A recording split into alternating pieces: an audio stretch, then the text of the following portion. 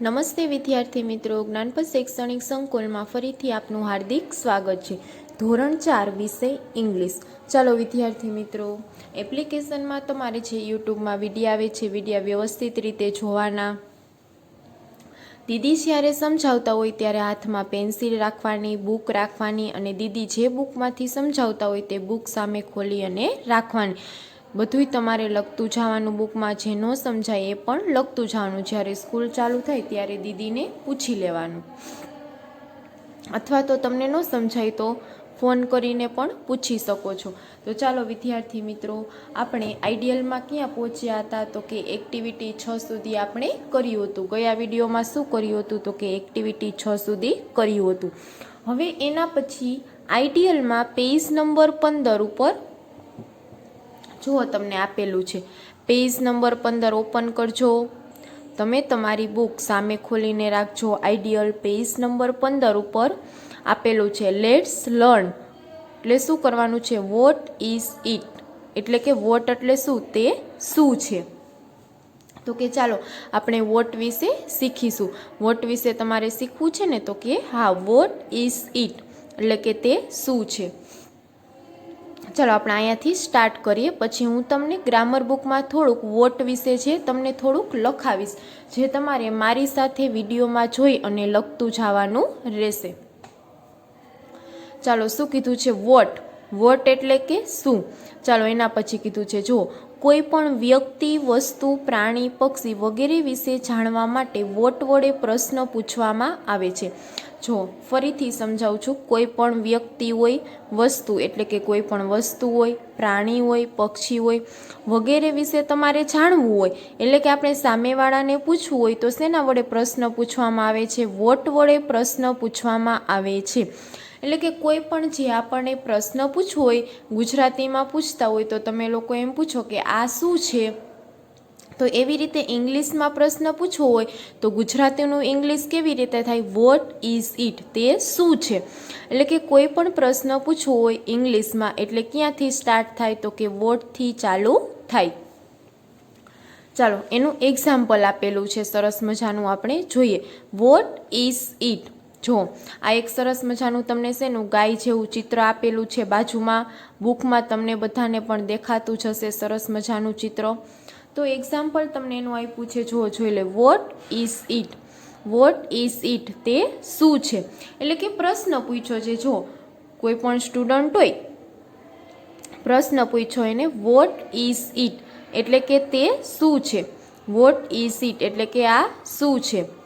It is a કાઉ એટલે શું છે? તો કે તે ગાય છે। વોટ ઇઝ ઇટ પ્રશ્ન પૂછ્યો છે, વોટ ઇઝ ઇટ તે શું છે? જો એનો આન્સર કેવી રીતે આપવાનો ઇંગ્લિશમાં જે આપણે જોઈએ। ઇટ ઇઝ અ કાઉ, કેવી રીતે આપવાનો? ઇટ ઇઝ અ કાઉ તે શું છે? તે ગાય છે। ઇટ ઇઝ એટલે તે, કાઉ એટલે શું થાય? COW, કાઉ એટલે કે ગાય। વોટ ઇઝ ઇટ તે શું છે? ઇટ ઇઝ અ કાઉ એટલે કે તે ગાય છે। ચાલો વિદ્યાર્થી મિત્રો, હવે આપણે ગ્રામરનો એક ટોપિક લઈ લઈએ, વોટ। તો કે વોટનું હું તમને થોડું ગ્રામર બુકમાં લખાવું છું, જે તમારે મારી સાથે લખતું જવાનું રહેશે। ચાલો આપણે લખતા જઈએ। હેડિંગ મારવાનું છે તમારે વોટ। ચાલો મારી સાથે લખતું જવાનું છે। તમારે શેનાથી લખવાનું? પેન્સિલથી લખવાનું છે। હું તમને બોલ પેનથી લખાવતી જાઉં છું। ચાલો અહીંયા તમારે હેડિંગ મારવાનું WHAT, વોટ। બાજુમાં લખવાનું V અડધો વોટ, વોટ। સમજાઈ ગયું? WHAT, વોટ એટલે શું થાય?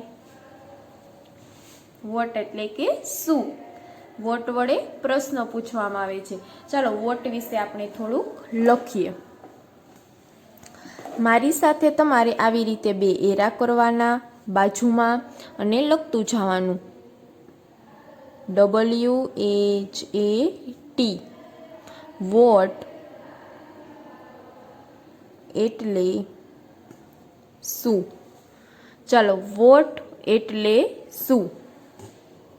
મેં હમણાં જ તમને બુકમાં સમજાવ્યું કે શેના વડે પ્રશ્ન પૂછવામાં આવે છે, તો કે વોટ વડે પ્રશ્ન પૂછવામાં આવે છે. એટલે તમારે લખવાનું વોટ એટલે શું. ચાલો એના પછી બીજું લખવાનું આપણે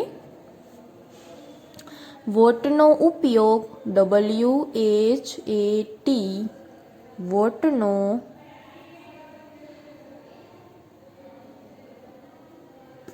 ઉપયોગ શું વડે પ્રશ્નો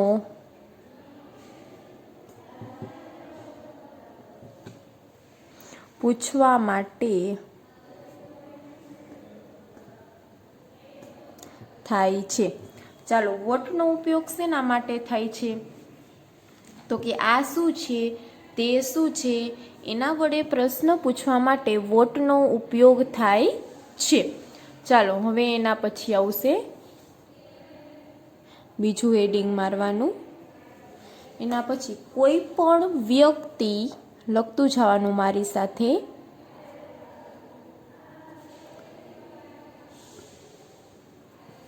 કોઈ પણ વ્યક્તિ,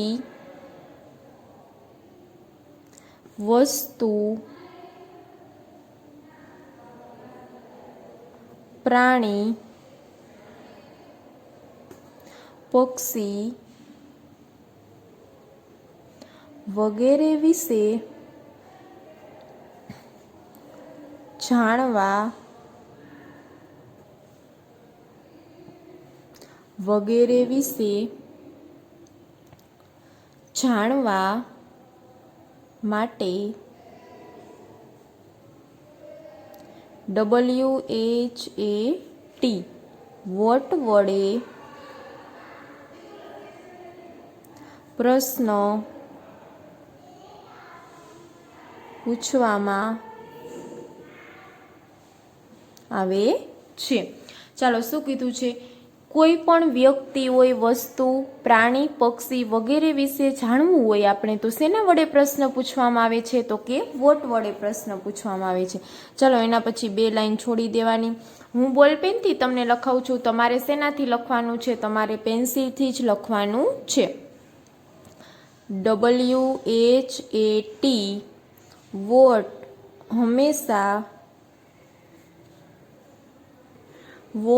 હંમેશા વાક્યની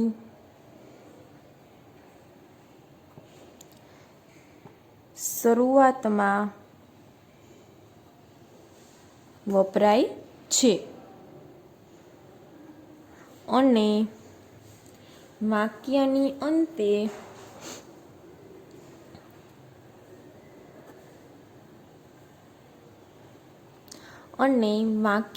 અંતે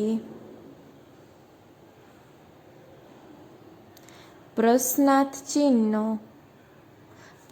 ચિહ્ન તો તમને બધાને ખબર જ હશે કે આવી રીતે પ્રશ્નાર્થ ચિહ્ન થાય. પ્રશ્નાર્થ ચિહ્ન મૂકવામાં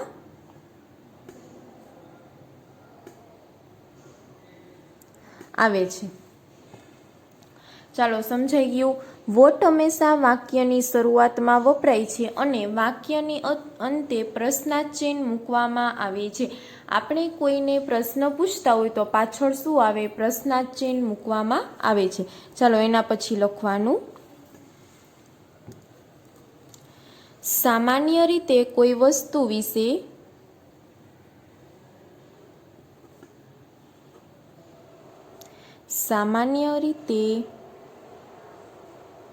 કોઈ વસ્તુ વિશે જાણવા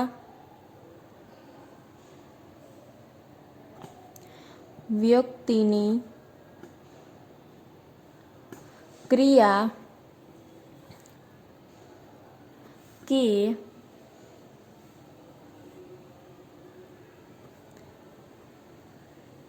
નામ જાણવા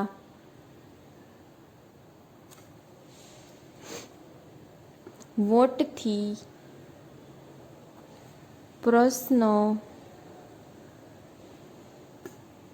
પૂછવામાં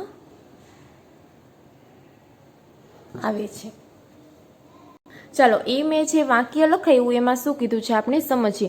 સામાન્ય રીતે કોઈ વસ્તુ વિશે આપણે જાણવું હોય, વ્યક્તિની કોઈ પણ વ્યક્તિ હોય જે ક્રિયા કરતા હોય ક્રિયા વિશે આપણે જાણવું હોય, અથવા તો નામ જાણવા વોટથી પ્રશ્ન પૂછવામાં આવે છે. ચાલો હવે આપણે શું જોઈએ તો કે એના એક્ઝામ્પલ જોઈએ. અહીંયા લખવાનું EXAMPLE એક્ઝામ્પલ એટલે શું થાય? ઉદાહરણ. બાજુમાં તમારે અહીં લખી નાખવાનું ઉદાહરણ. ચાલો પેલું છે જે આપણે જોઈએ. What is it? અહીંયા લખવાનું WHAT what IS is it IT પછી પાછળ કરવાનો question mark. What is it? ચાલો અહીંયા લખવાનું તમારે ઉચ્ચાર. What is it. ચાલો એનું ગુજરાતી લખવાનું તે શું છે. પાછળ શું આવે? પ્રશ્નાર્થ ચિહ્ન. સમજાઈ ગયું મેં લખાવેલું ઈ? હવે લખવાનું બીજું એક્ઝામ્પલ. ચાલો બીજું લખવાનું ઇટ ઇઝ અ બાઇસિકલ. વળી આપણે એ પ્રશ્નનો આપણે જવાબ દેવો હોય તો લખવાનું IT. It is a bicycle. BICYCLE bicycle. એનો ઉચ્ચાર લખવાનો it is a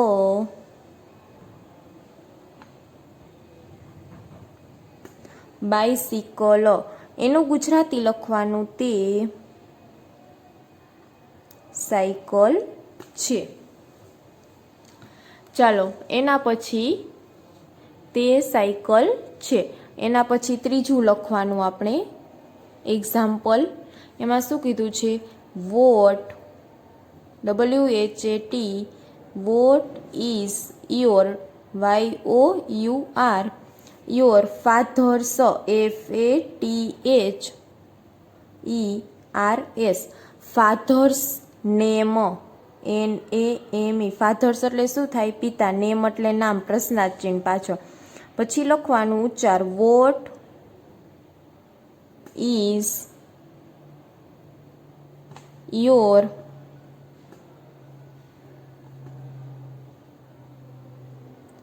father's name. પ્રશ્નાર્થ ચિહ્ન. એનું ગુજરાતી લખવાનું તારા પિતાનું નામ શું છે. સમજાઈ ગયું? હવે એના પછીનું એક્ઝામ્પલ લખવાનું ચોથું. ચાલો તમારી બુકમાં સમાણું હોય તો અહીંયા લખવાનું નીચે, નહીતર પેજ ફેરવી નાખવાનું. અહીંયા ઉપર લખવાનું 4 કરીને. ચોથું છે WHAT વોટ ઇઝ જિંકલ. અહીંયા કોઈ પણ વ્યક્તિનું તમારે નામ લખવાનું. મેં જિંકલ લખ્યું છે. ડુઈંગ DOING પાછળ પ્રશ્નાર્થ ચિહ્ન. એનો ઉચ્ચાર લખવાનો વોટ ઇઝ જિંકલ ડુઈંગ પાછળ પ્રશ્નાર્થ ચિહ્ન. સમજાઈ ગયું? What is Jinkal doing. What is Jinkal doing. ચાલો હવે એનું ગુજરાતી નીચે લખવાનું છે આપણે. જિંકલ શું કરી રહી છે. ચાલો જિંકલની જગ્યાએ તમે તમારું નામ પણ લખી શકો છો. હવે એના પછી આન્સર આપવાનો એનો કે જિંકલ શું કરી રહી છે. તો મારે લખવાનું Jinkal ZINKL Jinkal is reading book READING, reading story book STORYBOOK, story book. પછી એનું તમારે શું લખવાનું, ઉચ્ચાર લખવાનો. ઝિંકલ ઇઝ રીડિંગ સ્ટોરી બુક. એનું ગુજરાતી આપણે નીચે લખી નાખવાનું. ઝિંકલ વાર્તાની ચોપડી વાંચી રહી છે. સમજાઈ ગયું? તો આ હતા તમારા વોટથી પૂછાયેલા ક્વેશ્ચન. આવી રીતે તમને જે મોઢે આવડતા હોય તો તમારે લખવાના છે, નહીંતર હું નેક્સ્ટ વિડીયોમાં તમને સમજાવીશ. તમારે અત્યારે મેં તમને જે લખાયું હોય તમારે ગ્રામર બુકનો ટોપિક બનાવી નાખવાનો છે, જેમાં તમારે લખવાનું રહેશે. અસ્તુ. જય હિન્દ. વંદે માતરમ.